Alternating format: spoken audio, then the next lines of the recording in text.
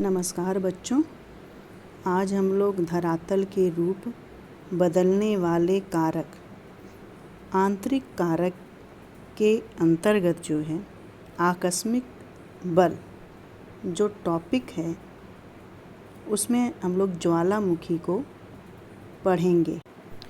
बच्चों, आकस्मिक बल ये इसी में हम लोग को ज्वालामुखी पढ़ना है। तो कल हमने आपको जो है दीर्घकालिक बल के बारे में जानकारी दिया था और यहाँ पे देखिए आंतरिक बल दो भागों में बटा था, एक दीर्घकालिक बल और दूसरा आकस्मिक बल। तो हम लोग दीर्घकालिक बल को कल पढ़ लिए थे। तो दीर्घकालिक बल वलन और भ्रंशन के बारे में जानकारी आप लोगों को मिल गई थी। आज हम लोग किसको पढ़ेंगे? आकस्मिक बल। आकस्मिक बल के दो रूप हैं, ज्वालामुखी और भूकंप। बच्चों, आकस्मिक बल में आज हम लोग किसको पढ़ेंगे? ज्वालामुखी को पढ़ेंगे। अब आगे बढ़ते हैं। बच्चों, आकस्मिक बल द्वारा जो घटनाएं होती हैं वो अचानक एवं त्वरित होती हैं। यानी कि तीव्र, त्वरित मीन्स क्या होता है कि तीव्र गति से होती हैं या तेज़ी से बहुत होती हैं या जल्दी हो जाती हैं। तो जो घटनाएं होती हैं वो अचानक होती हैं और तेज़ी से होती हैं। तो इनका हम पर जो है तत्काल प्रभाव पड़ता है, यानी कि तुरंत उसका रूप हमें दिखाई देने लगता है जब ये घटनाएं होती हैं। तो ये घटनाएं कौन सी होती हैं? आकस्मिक बल के कारण जो पैदा होती हैं वो ज्वालामुखी होती हैं और भूकंप होती हैं। तो इसके कारण भूपटल के ऊपर जो है विनाशकारी परिवर्तन होते हैं। जब ये घटनाएं होती हैं, ज्वालामुखी और भूकंप, जब ऐसी आपदा आती है उस समय, तब जो है क्या होता है कि परिवर्तन होते रहते हैं और भी जो परिवर्तन होते हैं वो विनाशकारी होते हैं। बच्चों, ज्वालामुखी तो इसको हम लोग पढ़ेंगे आज। तो ज्वालामुखी का अर्थ क्या है? जिसके मुख से आग निकलती हो उसे क्या कहते हैं? ज्वालामुखी कहते हैं। ये तो एक साधारण सा मतलब अर्थ है इसका। बच्चों, ज्वालामुखी का जो अभिप्राय होता है समस्त क्रियाओं से है और जिनसे पिघला हुआ तरल मैग्मा, जिसको क्या कहते हैं?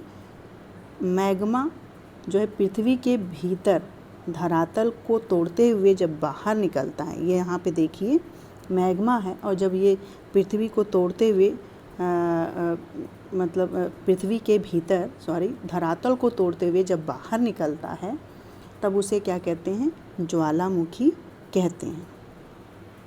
क्योंकि यहाँ पे देखिए बिल्कुल ये जो है पृथ्वी के भीतर है ये मैग्मा और यहाँ पे धरातल बना हुआ है, जब ये तोड़ते हुए सीधे नली के द्वारा बाहर निकलता है, इसी को कहते हैं ज्वालामुखी। बच्चों, और इसमें जो है इसका ज्वालामुखी का विस्फोट जो होता है वो अचानक होता है और जिसके द्वारा क्या क्या निकाला जाता है? मैग्मा निकलता है, गैस, राख, धुआं, कंकड़, पत्थर, ये सब बहुत तेज गति से बाहर निकलते हैं। और इन सभी वस्तुओं की निकास जो है, जो निकलती हैं ये सारी चीज़ें, तो एक सक्रिय नली के द्वारा निकलती हैं। यहाँ सक्रिय नली बनी हुई है, देखिए यहाँ क्या बनी हुई है? सक्रिय नली बनी हुई, आपको दिखाई दे रहा होगा मैग्मा, ये जहाँ पे लिखा है ये सक्रिय नली के द्वारा निकलती है, जिसको क्या कहते हैं? निकास नली कहते हैं, जैसा कि आप चित्र के द्वारा आपको दिख रहा है। तो मैग्मा धरती पर आने के लिए एक छिद्र बनाता है। ये जो मैग्मा है जब धरती पर आता है तो एक ये छिद्र बनाता है यहाँ पे ऊपर बिल्कुल, और तो इस छिद्र को क्या कहते हैं? वीवर कहते हैं, यानी कि क्रेटर कहते हैं। तो यहाँ पे देखिए इस चित्र में देखिए ये पतली नली है और ये जो बना है, आपको जो गड्ढा दिखाई दे रहा है, इसी को क्या कहते हैं? वीवर कहते हैं इसको, या क्रेटर कहते हैं। और जब ज्वालामुखी का उद्गार, मतलब इस समय जब ज्वालामुखी जब पूरी तरह से ये सारी चीज़ें जब बाहर निकाल देती हैं, जैसे गैस, राख, धुआं, ये सब जब कंकड़ वगैरह जब बाहर निकाल देती हैं, जब उसका उद्गार शांत हो जाता है तब उस विवर में जो है पानी इकट्ठा, देखिए पानी यहाँ पे दिखाई दे रहा है, ये पानी इकट्ठा हो जाता है, तब उसे किस चीज़ का निर्माण करते हैं, क्रेटर, झील का निर्माण होता है उस समय। तो ये इसको क्या बोलते हैं, क्रेटर झील। तो बच्चों भीतर के पदार्थ बाहर निकलकर धरातल पर जमा होते रहते हैं, जिससे शंकु के आकार का ढेर बन जाता है। अगर आप चित्र के द्वारा देखिए शंकु, सबसे पहले तो शंकु समझिए। शंकु क्या होता है, एक त्रियामी आकृति होती है। त्रियामी आकृति यानी मीन्स ऐसे आकृति होती है, और 3D ये कहते हैं। अगर इसको ऐसे बना दीजिए तो ये 3D मतलब दिखे, यानी त्रियामी जो है शंकु मतलब कोन से आप मतलब समझ लीजिए इसको, कोन एक तरह का, मतलब इसके आकार का ढेर बन जाता है, और जिसे क्या कहते हैं, ज्वालामुखी पर्वत कहते हैं। तो ये आपको दिखाई दे रहा होगा, ये शंकु के आकार का बन जाता है। जब धीरे धीरे धरातल पर ये निकल करके जितने भी पदार्थ हैं वो जमा हो जाते हैं, उस समय क्या बन जाता है, शंकु के आकार का ज्वालामुखी पर्वत। तो कभी कभी बच्चों ऐसा भी होता है कि धरती की सतह पर लंबी जो है दरारें बन जाती हैं, लंबी और पृथ्वी के अंदर मैग्मा रुक रुक कर लावे के रूप में बाहर में, यानी कि धीरे धीरे जो है बाहर निकलता है लावा, और इससे जो है धरातल का पृथ्वी विस्तृत जो क्षेत्र होता है वो लावे के कई परतों से ढक जाता है और लावा पठार का निर्माण करता है। बच्चों इसको आसान समझा रहे हैं, जैसे कि ये क्षेत्र है, यहाँ पर जो है कई जो ज्वालामुखी जो पदार्थ हैं हजारों की संख्या में यहाँ पे बाहर, मतलब छोटी छोटी यहाँ जितनी भी, जैसे ले लीजिए धरती, तो यहाँ छोटी छोटी हजारों की संख्या में नली बन जाती है। जैसे कि ये नली बनी हुई है, तो यहाँ हजारों की संख्या में नली बन जाती है, और उसके द्वारा जो है जितने भी जैसे गैस, धुआं, धीरे धीरे जो है मैग्मा निकलता रहता है। और ये लेकिन जब बाहर निकलता है तो ये शांत प्रकार का, जब ये शांत हो जाता है, उद्गार इसका शांत हो जाता है उस समय, तब ये किसका निर्माण करते हैं, मतलब एक पठार बन जाता है, पठार का निर्माण करते हैं। किसका निर्माण करते हैं, एक पठार का ये निर्माण करते हैं। लावा जब मतलब शांत होकर के बिल्कुल शांत हो जाता है लावा, यानी कि जब ठंडा हो जाता है तो वो किसका निर्माण करते हैं, पठार का निर्माण करते हैं, क्योंकि लावा पठारों के रूप में विस्तृत रूप में वो जो है फैल जाता है पूरी तरह से। और इसी तरह का जो पठार है, दक्कन का पठार भारत में है, इसी प्रकार का पठार आपको दक्कन, जिसको क्या कहा जाता है, दक्कन का पठार। बच्चों यहाँ पे अब हम समझते हैं जलवायु का उद्गार क्यों होता है। तो जहाँ पर भूतल कमज़ोर होता है, एस्थेनोस्फीयर का मैग्मा उस भाग को तोड़कर बाहर निकलने का प्रयास करता है।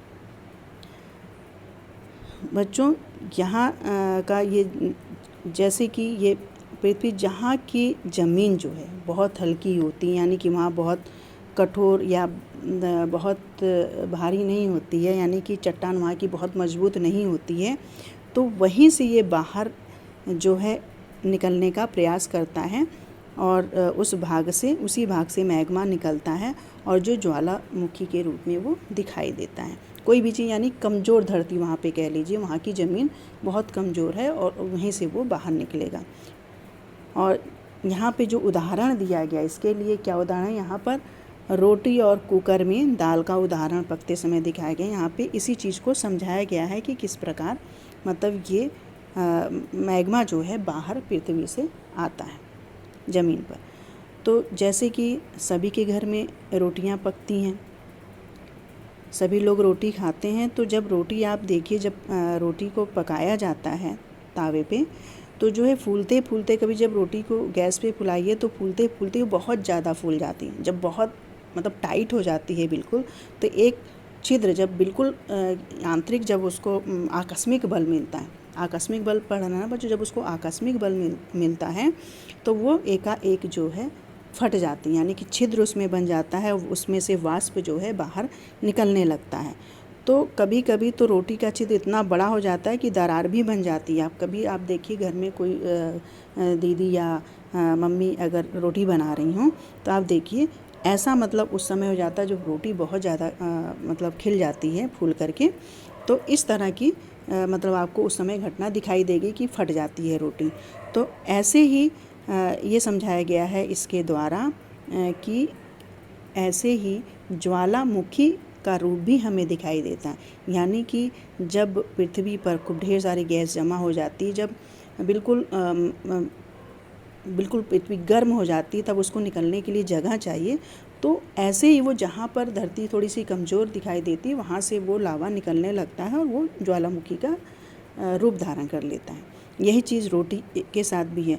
और यही चीज़ आप देखिए जैसे कुकर की दाल का यहाँ पे दिया है, पकते समय अगर आप देखिए कुकर में दाल पकाते हैं या कोई भी चीज़ पकाते हैं, सीटी बोलती है कि नहीं बोलती, क्योंकि जब आंतरिक उसको आकस्मिक बल मिलेगा और उस बल के कारण जब जैसे कि पूरी भाप अंदर गैस जम गई और फिर उसके बाद जब वो बिल्कुल यानी कि बिल्कुल भर जाता है गैस से, तब वो सीटी अचानक से बोलती है। तो वही ऐसे ही मतलब इसीलिए इसको उदाहरण दिया गया है। इसी के द्वारा आप समझिए इसी प्रकार से पृथ्वी के ऊपर ये ज्वालामुखी जो फटता है ऐसे ही फटता है, गर्म होने के बाद वो फट जाता है एक जगह से। तो ऐसे ही अनार के पटाखे को जलते हुए भी दिखाया गया है कि आप कभी भी देखिए दीपावली या किसी बारात वगैरह में जब भी आप जाते हैं तो अक्सर ऐसी चीज़ें उस समय दिखाई दे जाती हैं। अनार का जब पटाखा फटता है तो अनार के भीतर से जलते हुए तेज़ी के साथ पदार्थ जैसे गैस, चिंगारी, राख बाहर निकालते हैं और ऊंचाई तक जाकर फिर धरती पर ही आकर गिरने लगते हैं। आप देखिए सेम यही चीज़ अनार वाली घटना जो है आप यहाँ पे ज्वालामुखी के रूप में देख सकते हैं। जब ज्वालामुखी भी फटता है तो यहाँ से ऊपर से चारों तरफ जो है आपके गैस, मैग्मा, जो है राख, धुआं, कंकड़ सब जो है ऊंचाई तक जाएंगे और फिर उसके बाद वो धरती पर जो है गिरने लगते हैं। तो वही चीज़ आप अनार के रूप में भी, अनार पटाखा जो है उसमें भी यही चीज़ आप देखते हैं। तो इसी प्रकार ज्वालामुखी उद्गार के समय धरती के भीतर से मैग्मा, लावा, राख आदि निकल कर के बाहर जमा हो जाता है और इससे ज्वालामुखी पर्वत या लावा का जो है पठार का निर्माण होता है। बच्चों अब हम पढ़ते हैं ज्वालामुखी के प्रकार कि ज्वालामुखी कितने प्रकार के होते हैं। तो कितने प्रकार के होते हैं? 3 प्रकार के होते हैं ज्वालामुखी। तो पहला जो ज्वालामुखी है सक्रिय ज्वालामुखी, दूसरा सुप्त ज्वालामुखी, तीसरा शांत ज्वालामुखी। शांत ज्वालामुखी को बच्चों मृत ज्वालामुखी भी बोलते हैं। तो सक्रिय जो ज्वालामुखी है वो हमेशा जो है क्रियाशील रहते हैं, यानी कि ऐसा ज्वालामुखी जिनसे जो है लगातार उद्गार हो रहा है उसे हम क्या कहते हैं? जब लगातार उद्गार होता रहता है तब क्या कहते हैं? उसे सक्रिय ज्वालामुखी कहते हैं। बच्चों इनके मुख से लावा हमेशा निकलता है। जो सक्रिय ज्वालामुखी होते हैं, ये देखिए यहाँ पे इस चित्र में दिखाया गया है सक्रिय ज्वालामुखी को। ये जो लावा है, मैग्मा जिसको बोलते हैं, ये लावा है, लावा के रूप में निकलता है बाहर। तो ये लगातार निकलता है, मतलब ये कि नहीं कि बीच में रुक गया, ऐसा नहीं होता। ये हमेशा बार बार ये निकलता रहता है, लगातार ये निकलता रहता है और इसी वजह से इसका क्या नाम पड़ा? सक्रिय ज्वालामुखी। तो बच्चों इटली के एटना एवं स्ट्रम्बोली नामक सक्रिय ज्वालामुखी जो है इसके उदाहरण हैं। ये बहुत सक्रिय ज्वालामुखी यानी कि हमेशा ये उद्गार मतलब लावा जो है इनके मुख से हमेशा निकलता रहता है। तो बच्चों आइए इसको यहाँ पे जो है स्ट्रम्बोली जो है ज्वालामुखी भूमध्य सागर में एक द्वीप पर स्थित है।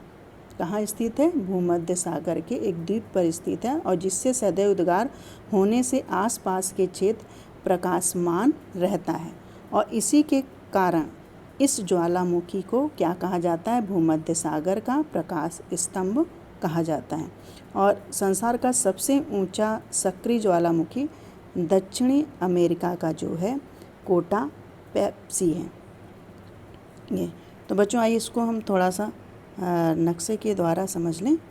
तो जैसे ये आपका जो स्ट्रोम्बोली है, जिसको क्या कहा गया है, प्रकाशमान, यानी कि भूमध्य सागर का प्रकाश स्तंभ। देखिए ये जो स्थान है आपका, ये तो अफ्रीका है ये क्षेत्र, यहाँ पे भूमध्य सागर है। तो यहाँ पे इटली में, क्योंकि ये जो स्ट्रोम्बोली जो ज्वालामुखी है बच्चों, वो इटली में पड़ता है, तो यहाँ पे इटली मतलब यहाँ पे एक स्थान है जहाँ बिंदी दिखाई दे रही होगी बच्चों, यहीं पर जो है ये स्ट्रोम्बोली ज्वालामुखी है। और ये भूमध्य, ये जो सागर आपको दिखाई दे रहा है बच्चों, ये देखिए ब्लू ब्लू सागर दिखाई दे रहा है, नीला। तो ये पूरा ये क्षेत्र जो है इस ज्वालामुखी के कारण हमेशा जगमगाता रहता है, यानी प्रकाशमान रहता है, और इसी वजह से प्रकाश स्तंभ इसको भूमध्य सागर का कहते हैं। इसी कारण कि ये पूरा क्षेत्र ये हमेशा जगमगाता रहता है, क्योंकि आप देखिए जब ज्वालामुखी उससे लावा जब गर्म जब लावा आग निकलेगी, तो आग के सामने अगर आप देखिए आग अगर जलाते हैं तो भी आप आसपास का क्षेत्र देखेंगे तो वो प्रकाशमान हो जाता। ऐसे ही अब सोचिए ज्वालामुखी तो बहुत बड़ा होता है, और जब वो निकलेगा तो स्वाभाविक सी बात है कि पूरा जितने भी क्षेत्र हैं उसके आसपास के सब जगमगाने लगते होंगे। तो इसीलिए भूमध्य सागर का इसको क्या कहा गया है, प्रकाश स्तंभ कहा गया है। बच्चों अब आगे बढ़ते हैं।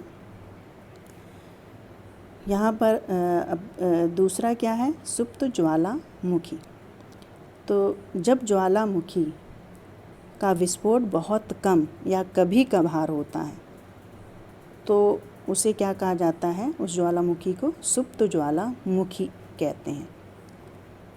यानी कि कुछ दिन शांत रहने के बाद जो है उद्गार हुआ करता है, यानी कुछ दिन शांत पड़ा रहेगा, फिर उसके बाद मतलब लावा निकलने लगता है, फिर कुछ दिन शांत हो जाएगा, फिर उसके बाद लावा निकलता है। तो जैसे ये सुस्त, यानी जिसको आलसी प्रवृत्ति का आप कह सकते हैं, कि जब भी मतलब वो सक्रिय हुआ, यानी जब आलस ख़त्म हुआ तब वो बाहर आ गया, फिर आलस आया तो फिर वो अंदर मतलब ऐसे ही करके इसको सुप्त ज्वालामुखी कहा जाता है। तो यानी कि इसमें विस्फोट जो है बहुत कम होता है और कभी कभार होता है, और ये हमेशा ज़्यादातर ये सुप्त पड़ा रहता है और कभी कभी जो है लावा निकलता है।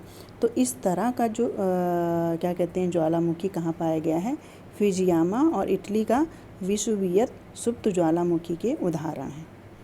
तो अब बच्चों तीसरे प्रकार का ज्वालामुखी क्या है, शांत या मृत ज्वालामुखी कहते हैं।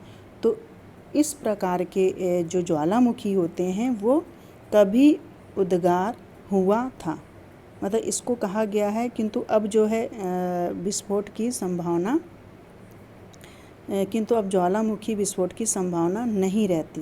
कहने का मतलब है कि भूतकाल में कभी इसका उद्गार हुआ होगा, कभी हुआ होगा, यानी कि अतीत में कभी हुआ होगा इसका उद्गार, और ज्वालामुखी उसके बाद जो है ज्वालामुखी उद्गार के कोई लक्षण हमें दिखाई नहीं दिए। तो मतलब इसलिए इसको मृत कह दिया जाता है कि अब ये जो है फटेगा नहीं या लावा ये बाहर नहीं निकालेगा, इसी वजह से इसको शांत ज्वालामुखी बोला जाता है, इस प्रकार के ज्वालामुखी को। तो इसका मुख जो होता है ज्वालामुखी पदार्थों से भरकर बंद हो जाता है, और इसके मुख क्रेटर में पानी भर जाने के कारण क्रेटर झील बन जाती, जो अभी इससे पहले हमने बताया है। क्रेटर झील ये जो आपको ये दिखाई दे रहा है, ये क्रेटर झील का निर्माण करते हैं। फिर म्यांमार में जो है पोपा तथा संयुक्त राज्य अमेरिका के ओरेगन राज्य की क्रेटर झील इसके जो है प्रमुख उदाहरण हैं। बच्चों यहाँ पे विश्व का ज्वालामुखी बताया गया है, विसुवियस, फिजियामा, जो ऊपर पढ़ चुके हैं। तो अब आते हैं बच्चों ज्वालामुखी के क्षेत्र, और ज्वालामुखी और भूकंप क्षेत्र की प्रमुख पेटियाँ होती या मेखलाएँ होती हैं ज्वालामुखी का। तो इसमें देखिए जो 3 इसमें पेटियाँ दी गई हैं, एक परिप्रशांत महासागर की पेटी, दूसरा मध्य महाद्वीपीय पेटी, और तीसरा क्या है, मध्य अटलांटिक पेटी। ये भूकंप के क्षेत्र में भी ये पेटियाँ पाई जाती हैं और ज्वालामुखी के क्षेत्र में भी ये पेटियाँ पाई जाती हैं। आइए इसको हम थोड़ा सा नक्शे के द्वारा समझ लें।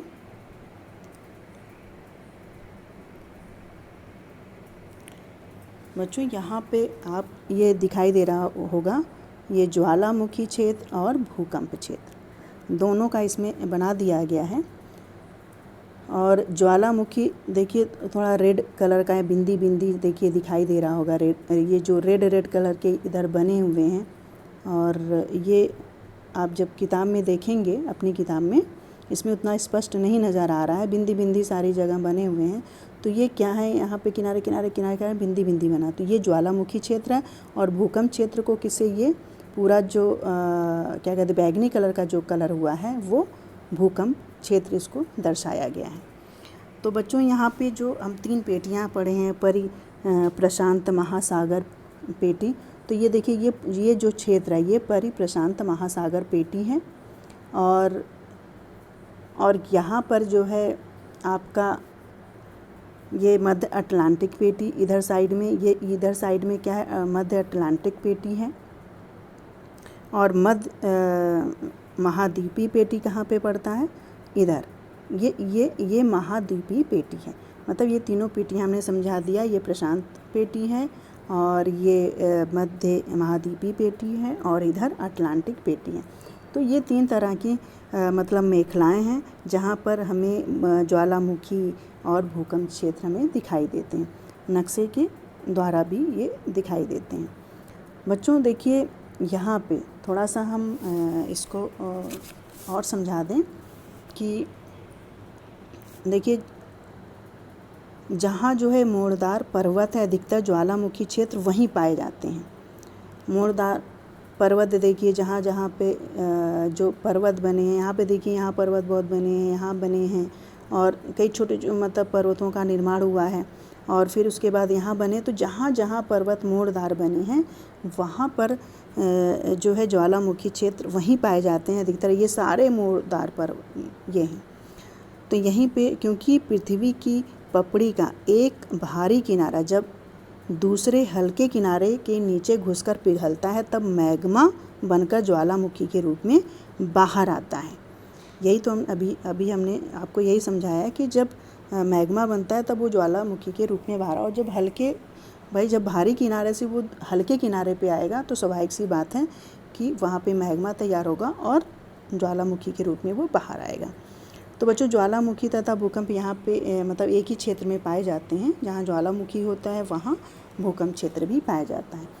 तो बच्चों थोड़ी सी जानकारी और हम दे दे। स्तंभ वलित हमने बताया था कि जो प्रकाश स्तंभ जिसको कहा जाता है यहाँ पे है।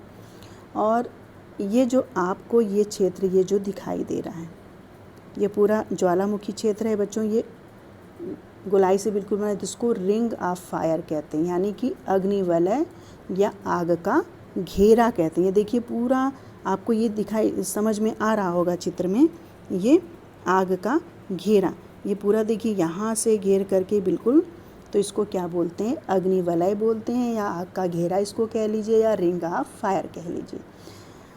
और ये प्रशांत महासागर में ही ये देखिए पूरा प्रशांत महासागर है। तो यहीं पे ये पूरा ये गोला बना है, इसको याद रखिएगा बच्चों। और देखिए ऑस्ट्रेलिया जो है यहाँ पे ये ऑस्ट्रेलिया है। देखिए यहाँ पर कोई भी भूकंप भी और ज्वालामुखी यहाँ पर नहीं पाए हुए, किसी प्रकार का, चाहे छोटा बड़ा किसी भी प्रकार का ज्वालामुखी नहीं पाया, चाहे वो सक्रिय हो या सुप्त हो या शांत हो, किसी भी प्रकार का यहाँ ज्वालामुखी नहीं पाया गया है। तो बच्चों समझ में आ गया होगा आपको थोड़ा सा। अब आते हैं हम लोग आगे बढ़ते हैं, ज्वालामुखी का मानव जीवन पर प्रभाव, यानी कि ज्वालामुखी जब फटता है या विस्फोट होकर के बाहर आता है तो उसका मानव जीवन पर क्या प्रभाव पड़ा। तो स्वाभाविक सी बात है, जब लाभ है तो उसका हानि भी होगा, तो दोनों तरह के प्रभाव मानव जीवन पर पड़ता है। तो यहाँ पे सबसे पहले हम किसको पढ़ेंगे, लाभकारी प्रभाव पढ़ेंगे, क्या क्या लाभ होते हैं। तो लावा से बनी काली मिट्टी में गन्ना और कपास की फसलों की अच्छी पैदावार होती है। तो बच्चों चूँकि काली मिट्टी को बहुत उपजाऊ मिट्टी माना जाता है, और इसी वजह क्योंकि जब मैग्मा निकलता है तो जब वो जम जाता है, राख निकलती, सब कुछ निकलता, वो जम जाता है तो वो एक उपजाऊ मिट्टी का यानी काली मिट्टी का निर्माण करता है। तो उसमें गन्ना और कपास की खेती जो है बहुत अच्छी होती है। बहुत अच्छी मात्रा में होती है, तो ये इसके लिए बहुत अच्छा है। और काली मिट्टी, और दूसरा क्या दिया है, ज्वालामुखी विस्फोट से बहुमूल्य खनिज पदार्थ यानी कि लौह खनिज आदि ऊपर आ जाते हैं। जब ये फटता है तो आप देखिए कंकड़ पत्थर सब बाहर आ जाते हैं, तो इसके साथ साथ लौह खनिज ज़्यादा निकलता है, क्योंकि वो काली मिट्टी होती है तो वहाँ की मिट्टी बिल्कुल लाल प्रकार की, इसको लाल कहेंगे, बिल्कुल अग्नि जैसी होती है। तो ये लौह खनिज जो है इसकी वजह से, इस विस्फोट की वजह से ऊपर आ जाते हैं, तो ये एक लाभदायक होता है। और तीसरा है, ज्वालामुखी क्षेत्र में गर्म जल स्रोत मिलते हैं जिसमें गंधक घुला रहता है, जो चर्म रोग के लिए लाभकारी है। तो बच्चों, जब ज्वालामुखी, स्वाभाविक सी बात है कि जब ज्वालामुखी जो क्षेत्र है वहाँ पे पानी जो भी रहेगा वो गर्म हो जाएगा उसमें, क्योंकि गंधक घुला रहता है और जो चर्म रोग के लिए बहुत फ़ायदेमंद होता है। अगर उसमें आप नहा लीजिए उस पानी में, तो जो भी चर्म रोग है आपके शरीर में वो बीमारी जो है आपकी ख़त्म हो जाएगी, वो लाभ मिलता है। और अधिक तापमान, आगे बढ़ी, अधिक तापमान वाली भाप को संचित कर भूतापी बिजली का निर्माण होता है। अगर इसमें जो है अधिक तापमान वाली, क्योंकि आप देखिए लावा जो बहुत गर्म होता है, और अगर उस भाप को जो भाप निकलती है संचित यानी कि इकट्ठा करना, अगर उसको इकट्ठा कर लिया जाए तो हम किसका निर्माण कर सकते हैं, भूतापी बिजली का निर्माण कर सकते हैं। और अगला क्या फ़ायदा है, क्रेटर झील बनने पर पर्यटक स्थल बनते हैं और झील का पानी सिंचाई के काम आता है। बच्चों, ये जो क्रेटर झील जो हमने दिखाया है कि ये क्रेटर झील ऊपर बन जाता है मुख पर, तो उसको वो पर्यटक स्थल में बदल जाते हैं, लोग उसको दूर दूर से लोग देखने के लिए आते हैं और आनंद पूर्वक वहाँ पिकनिक भी मनाते हैं, घूमने के लिए आते हैं। तो मतलब वो पर्यटक स्थल हो जाता है एक तरह से कि, और दूसरा ये फ़ायदा होता है कि उस झील का पानी किसके काम में आता है, सिंचाई के काम आता है, और जिससे कि फसल अच्छी हो। ये तो हो गया बच्चों, इतना हो गया लाभ, क्या ज्वालामुखी का क्या मानव जीवन पे लाभ पहुंचा। तो ये इतने लाभ होते हैं कि फसल अच्छी होती है, लौह खनिज मिल जाता है, चर्म रोग ठीक हो जाता है, बिजली का निर्माण भी हम कर सकते हैं, और दूसरी चीज़ झील का पानी की सिंचाई का उपयोग भी कर सकते हैं, और साथ में पर्यटक मतलब यानी कि वहाँ घूमने का हमें स्थान भी मिल जाता है। तो बच्चों, अब हानिकारक प्रभाव, अगर लाभ है तो उसका हानि तो होगा ही, तो इसके कुछ जो है हानियाँ भी होती हैं ज्वालामुखी विस्फोट से। तो पहली जो हानि होती है, निकलने वाला जो लावा होता है उसके नीचे वनस्पति तथा जीव जंतु दब जाते हैं। यानी कि ज्वालामुखी विस्फोट से किन चीज़ों का नुकसान होता है, वनस्पति और जीव जंतुओं का। भाई वो इतनी, जब ज्वालामुखी विस्फोट होता है, लावा जब निकलता तो बहुत गर्म होता है, वो सभी के लिए, अगर छू गया अगर लावा थोड़ा सा तो वो तो बिल्कुल स्वाहा हो जाएगा। तो वहाँ पे वनस्पति, जहाँ पे ये ज्वालामुखी क्षेत्र होता है वहाँ पे वनस्पति भी नहीं पाई, जीव जंतु भी वहाँ पे नहीं रहते हैं, क्योंकि वो दब के मर जाते हैं। अगर कोई रहता भी है तो वो दब के जैसे ही फटता है, क्योंकि ये तो जो क्रियाएँ होती हैं ये अचानक से होती हैं भाई, बताकर तो आती नहीं हैं, अचानक से आती हैं, जिसके कारण ये सारी मतलब ये नुकसान होता है। और दूसरा क्या दिया, ज्वालामुखी के कारण समीपवर्ती भागों में प्रायः भूकंप भी आते हैं। जब ज्वालामुखी, हमने कहा कि यहाँ पे देखिए जो क्षेत्र दिखाया गया है कि जहाँ ज्वालामुखी क्षेत्र है वहाँ कौन सा क्षेत्र पाया गया है, भूकंपी क्षेत्र भी पाया गया है। तो जब ज्वालामुखी जो है का विस्फोट होता है तो वहाँ पे, क्योंकि जब ज्वालामुखी बहुत तेज़ी से होता है तो स्वाभाविक सी बात है कि पृथ्वी पर कंपन हमें दिखाई देगा। तो आकस्मिक बल, क्योंकि वहाँ पर तो आकस्मिक बल काम करता है, अचानक से चूँकि फटता है तो वो तेज़ी उसमें आती है, तो इसीलिए भूकंप भी कभी कभी आ जाता है। क्योंकि जो अभी आपने अभी पीछे पढ़ा था, जो मैंने पढ़ाया था कि प्लेट विवर्तनिक, प्लेटें इधर उधर खिसकती हैं, और जब ज्वालामुखी फटेगा तो स्वाभाविक सी बात है कि प्लेटों में हलचल मचेगी, आंतरिक पृथ्वी पर हलचल मचती, जिसके कारण भूकंप मतलब पृथ्वी पे कंपन होने लगता है। तो स्वाभाविक सी बात है, जब भूकंप का विस्फोट होगा तो वहाँ ये कंपन पृथ्वी हिलने लगती होगी, तो इसलिए वहाँ पे भूकंप भी आने का खतरा बना रहता है। बच्चों, लावा प्रवाह मतलब तीसरा क्या हानि है? लावा प्रवाह से सैकड़ों किमी तक खेत, मकान आदि नष्ट हो जाते हैं। तो वहाँ पे जितने भी खेत होते हैं, सैकड़ों किमी तक जितने भी खेत होते हैं या मकान होते हैं, अगर विस्फोट होता है तो उसमें जो है वो सभी जल करके भस्म हो जाते हैं।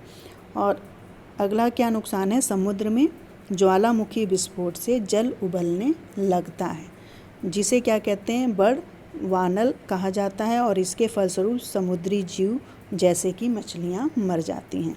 तो बच्चों, समुद्र में ज्वालामुखी जब विस्फोट होता है तो भाई इतना पानी यहाँ पे आप देखिए पूरा सागर ही सागर दिखाई दे रहा है। ये तो पानी बहुत ज़्यादा यहाँ अगर क्योंकि जितने भी ज्वालामुखी ये देखिए किनारे है, तो ये यहाँ फटेगा तो यहाँ जो है आग थोड़ी ना निकलेगी। यहाँ पे पानी में तो आग बुझ जाती है, तो अंदर क्योंकि पृथ्वी के अंदर से पृथ्वी तो यहीं तो पृथ्वी है नहीं, इसके जहाँ पे सागर बना उसके नीचे भी तो पृथ्वी है, मतलब धरातल है, सॉरी पृथ्वी नहीं धरातल है वहाँ पर।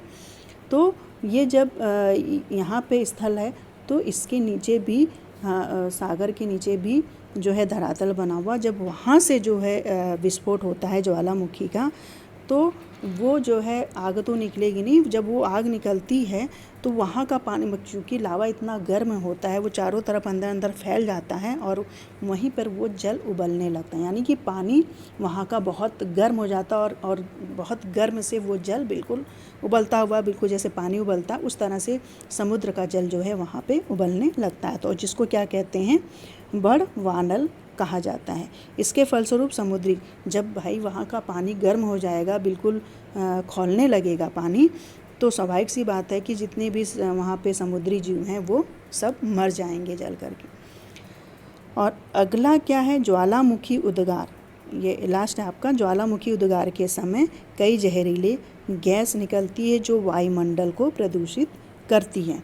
ये अगली हानि है कि जहरीली, क्योंकि जब उद्गार होता है ज्वालामुखी का बच्चों, तो उस समय कई प्रकार की जहरीली गैस निकलती, जैसे कि कार्बन डाइऑक्साइड निकलता है, सल्फर डाइऑक्साइड निकलता है। ये गैसें निकलती हैं जो वायुमंडल को प्रदूषित करती रहती हैं और जो स्वास्थ्य के लिए भी हानिकारक होती हैं बच्चों। और बच्चों, आज हमने ज्वालामुखी को बहुत विस्तृत रूप से मैंने पढ़ा दिया है।